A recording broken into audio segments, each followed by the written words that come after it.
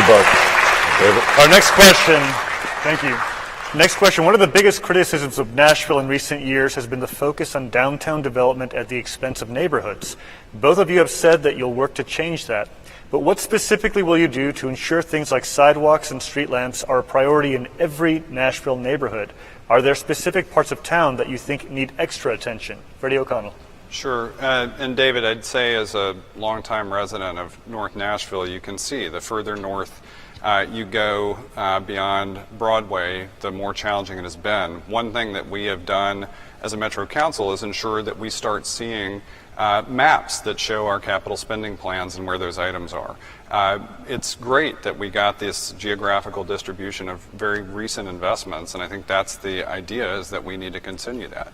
My colleague Sandra Sepulveda in District 30 just reviewed with her community a new park that they've just named Mariposa. It's a great asset for that community.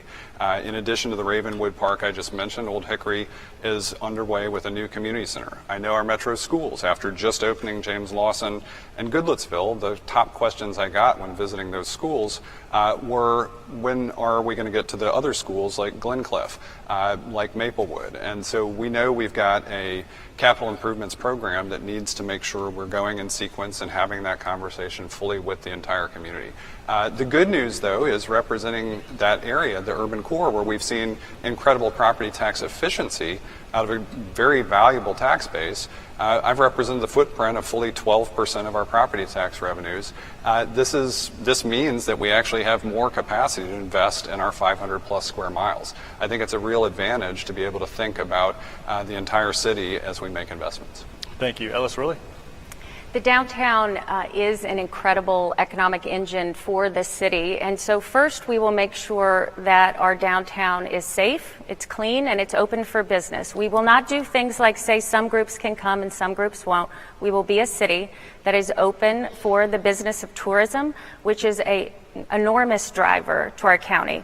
Secondly, we will look at how we are matching the cost of these additional services in the downtown at their site.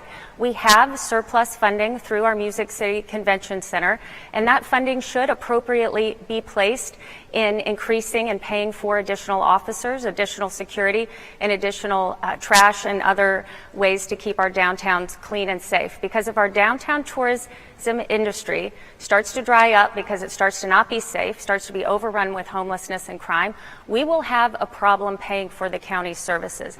In terms of making sure we are funding projects regionally around the county, meeting with a number of our county mayors and county commissioners, like the Goodlettsville mayor, like our Forest Hills mayors and City of Oak Hill, and our folks in Berry Hill and Belmead, they have asked, could we reintroduce a mayors and a city mayors working group? We used to have that, and I think we used to be more successful when we worked together, listened to their concerns from their residents, and made sure that those were prioritized in our city's approach to supporting the entire county.